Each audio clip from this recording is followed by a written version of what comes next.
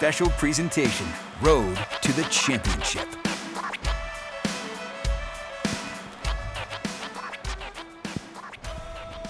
NC Titans filled with emotional ups and downs. It ends on the final play of the game, a disappointing loss to the Cincinnati Bengals. There'll be some crying in the beer tonight back here along Broadway. Hope for a second half surge just did not happen that would turn things around for the Titans. The Bengals win tonight 19-16. So close. So close, but just couldn't get it quite there. But thank you for looking in tonight. I'm Carrie Sharp, joined by Rory Johnston. We do have team coverage for you tonight. We are coming to you live from 5th and Broadway at Sky Deck Assembly Hall. We also have crews Olivia Michael at Nashville Underground and Chris Davis at Nissan Stadium with fan reaction. Yeah, so sad that the road to the championship ends on this chilly Saturday. But again, like Carrie said, we've got you covered. We're going to begin out at Nissan Stadium with News Channel 5 Sports' Steve Lehman and Jonathan Hutton with their first take on this disappointing loss. Guys? Yeah, Rory and Carrie, it was a historic day here at Nissan Stadium because for just the 6th time ever, the Tennessee Titans hosted a home playoff game, and it was for the first time in 13 years that it was in front of a packed house because, of course, last year's game was played under COVID capacity, just 14,000 could come. But today, 69,202 packed this place out to try to cheer the Titans on to their first ever home AFC Championship game. But of course, that did not happen. We cannot show you video because of NFL rules, but we can show you some pictures of how it went down here this afternoon. It was an energetic and electric place to start as Derrick Henry ran out of the tunnel, his first game action in 10 weeks. But it did not start well for the Titans. Ryan Tannehill with an interception on the very first play of the game. The Titans offense, a lot of miscues in the first half. Tannehill missed a sure touchdown to A.J. Brown later on as the Titans just couldn't get anything going offensively, but the defensive pressure held them in the game. 5 sacks in the first half, seemingly overwhelming the Bengals up front. But again, the missed opportunities led to a 9-6 halftime deficit.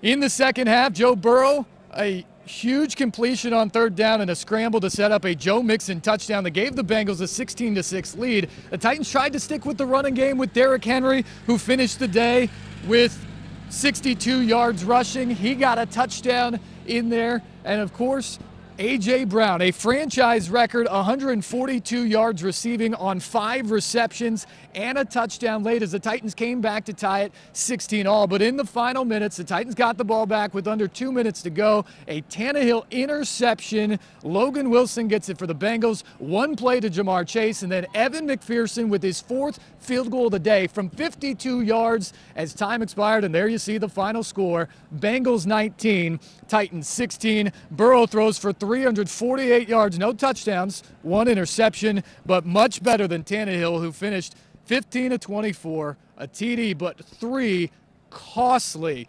interceptions. Derrick Henry, 62 yards in his return. Deontay Foreman with 66 rushes, and the huge day by A.J. Brown.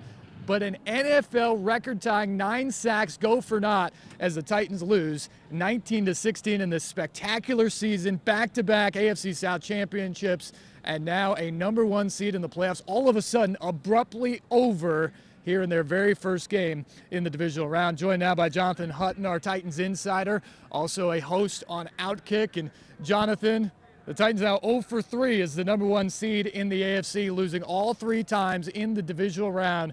And this one's going to sting for a long, long time because there are a lot of opportunities that they couldn't take advantage of. It feels a lot like 2008. You know, it's the first time we've seen the Titans host a game like this in 13 years. And the fans leave the stadium feeling the same way. Sick because you felt like you did enough to win except for on the offensive side. Steve, they had 230 yards in the second half. They had 10 points. They only faced 3 third downs in the second half. Even as bad as the first half was, they got back into it and then could not convert late when it mattered the most. And one of the top teams in the NFL this season is headed home to the hot team that won in the wild card round and now has won on the road. The Bengals feel a lot like the Titans did in 2019 when they won on the road at Baltimore, and the Titans feel like the Ravens that year. when they're headed home feeling like they had a lot more going. Very disappointing start for the Titans, but you mentioned it. They had a shot there in the fourth quarter, and we got to go that final drive. They had the ball back 83 yards away, but it's a tie game. They had all 3 timeouts. Actually got a benefit from a hurt Bengal. They gave him an extra timeout in that situation, but so conservative. They just let the clock tick.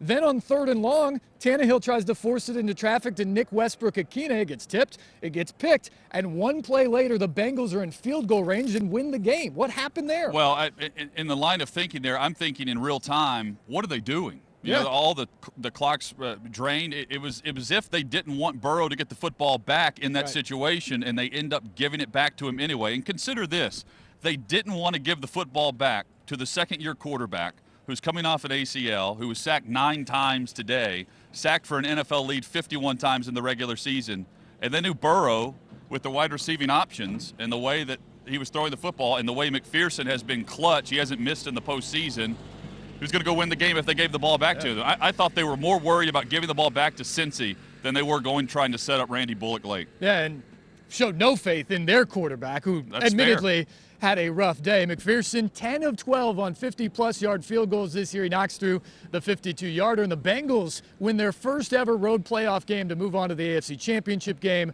The Titans are done. Lots to discuss on this one. Also lots of reaction on this one, and we start with that. We head to the podium now, and Titans head coach Mike Vrabel.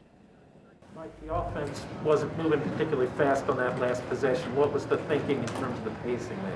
Well, we wanted to get into a right, I don't think the pace had anything to do with it. I think it was the execution and being able to execute. We had 2 timeouts. The thought process was, get a first down and, get to the 35-yard line where we needed to be to make a kick. And, we wished we would have been able to convert to 3rd down and call a timeout.